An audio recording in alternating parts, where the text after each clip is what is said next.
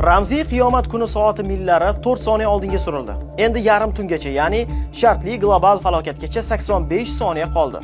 Bu loyiha ishga tushirilganidan beri eng yuqori ko'rsatkichdir. Xalqaro ilmiy hamjamiyat ekspertlari Rossiya, Xitoy, AQSh va boshqa mamlakatlar tobora tajovuzkor, dushmankor va millatchi bo'lib borayotgan bir paytda Yer sayyorasi har qachongidan ham halokatga yaqinlashayotganini aytmoqda. Mutaxassislarga ko'ra, millarning hozirgi holati bir vaqtning o'zida bir necha yo'nalishlarda global vaziyatning keskin yomonlashishini aks ettiradi.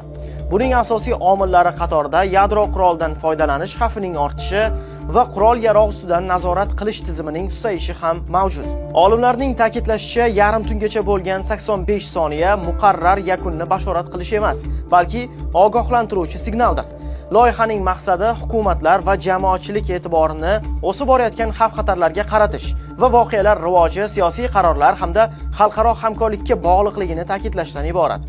Qayd etish kerak, qiyomat kuni soati millari orqaga surilgan davrlar ham bo'lgan. Masalan, 1991-yilda sovuq urushning tugashi, SSR parchalanishi va yadroviy arsenallarni keng miqyosda qisqartirish jarayonlari tufayli millar orqaga keskin surilgan hamda yarim tungacha qolgan vaqt 17 daqiqani tashkil etgan. Bu eng xavfsiz davr hisoblanadi, biroq shundan keyin soat millari faqat oldinga surilmoqda.